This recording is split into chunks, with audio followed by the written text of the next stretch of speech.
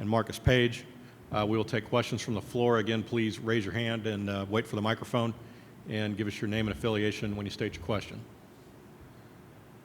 Okay, we got third row on the left. Hi, Marcus. Tom Orsborn from the San Antonio Express News. Can you just talk about Cotton and how much he plays, all those minutes, and the high production he has and how he never seems to tire, and just the challenges of guarding him?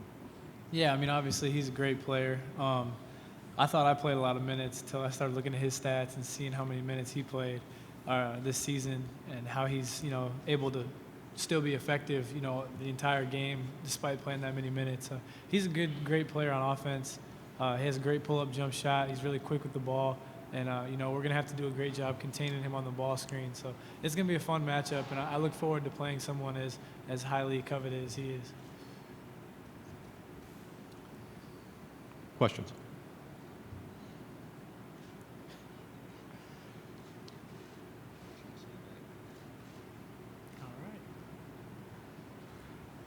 Second row on the right. Greg Barnes in South Carolina. Marcus, how's your thigh doing? Are you back to 100%? Yeah, I'm close. I had a good practice earlier today, and the last couple days it's loosened up a lot, so it shouldn't be too much of a concern. I'll probably wear a pad or something to keep it from getting hit, but it feels pretty good right now. Michael Lanana, DLA Tar Heel. James Michael, this is your third NCAA tournament now. How are you feeling going into this one as far as mentally, physically, and just coming into the game? Physically, I feel really well. I feel like, not really freshman year, but last year, just late in the season, struggling with my back. Compared to this year, it's night and day, and just how my body feels, mentally. The team, we're all excited, like Marcus said.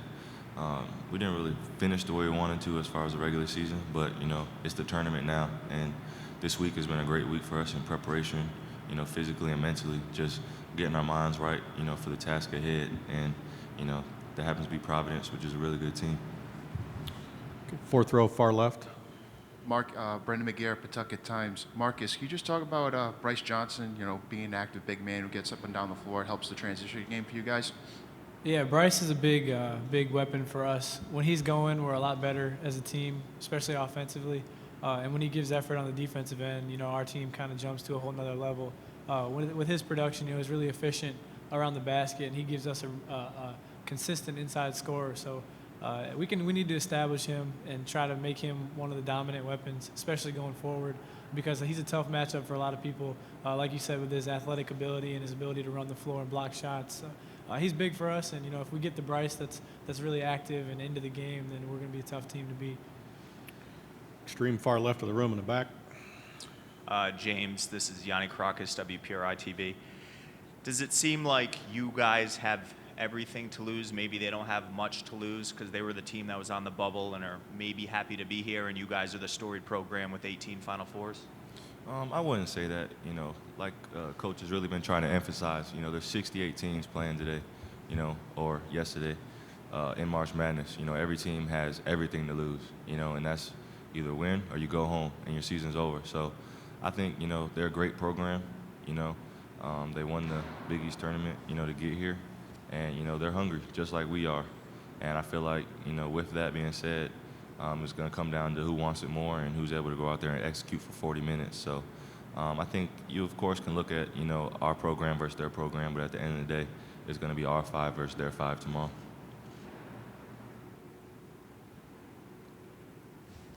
Second row, far right. For Marcus, Coach told us, I guess, on Tuesday that he thought Monday's practice was one of the best ones you guys have had all year. Just wondering if that's continued throughout the week and kind of the mindset of the team after you losing your last two. Yeah, we've had a really good week of practice. 3 or 4 days in a row, we really got after it, and everyone seems to be locked in. Now, that doesn't mean a whole lot if you don't bring it tomorrow and have that focus and intensity on game day. But we feel good with the way we prepared. We still have some film to watch and some things to go over, but we feel really confident and we're locked in mentally right now. So if we can transfer that to tomorrow into the game, I feel pretty good about the way we will be able to play. Third row in the middle. Yeah. Jeremy Gerlach from WCHL. This question for James Michael. You guys have been hurt the last 2 games due to offensive rebounding for other teams. What have you guys done to address that in practice this week? We've done a lot of rebounding drills, that's for sure. And coaches really emphasized it more so by just watching a lot of film of us getting our butts kicked on the boards, just to really, drill it into our heads. And we've also watched film of games where we've been successful at doing that. And, that's something that we know we can be good at. We know we're great at, with our size, on the front line and our athletic ability, from guys like JP and, Bryce, myself, and, you can go down the line. So I think that's the biggest thing is just our mindset. I think we really got away from that, as far as hitting the boards and, really making that something that we pride ourselves on.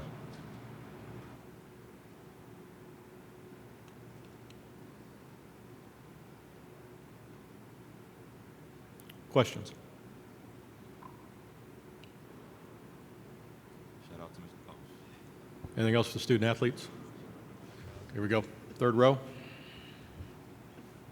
Sorry, one more time. Can you guys tell me a little bit about how it feels to see JP develop as an offensive threat? James, why don't you start?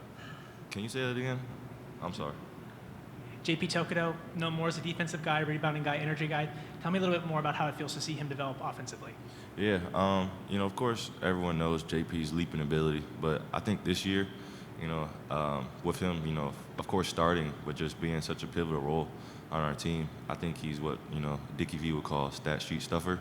He does a lot for us, and we really rely on that as far as, each and every game where you don't necessarily know who's going to, perform, in certain areas, but just to have him, in games where he can score the ball really well and defend really well and also rebound and just, be a guy that, we can always rely on. And like I said, it's developed throughout the year, so we've become more accustomed to that.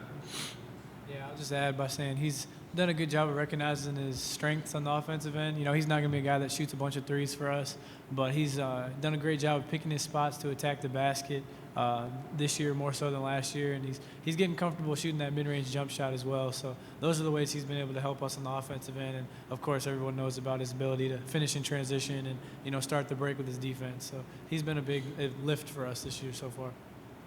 Okay, on the left in the back. Yes, for James Michael, this is Kevin McNamara from the Providence Journal. You guys have been criticized, if anything at all this year, that you're an inconsistent team. You also won 12 games in a row in the ACC. What's your reaction to that? Are you an inconsistent team?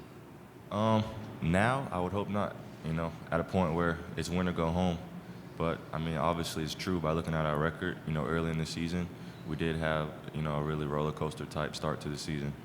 Dropping some games that we feel like we should have won, and then winning some games that everyone besides ourselves thought we were probably going to lose.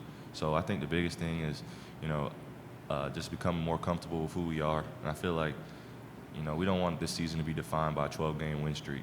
And, we dropped the opportunity in the ACC tournament, but we have another one now. So I think the biggest thing is just going out there and, emphasizing the things that we've been emphasizing all year.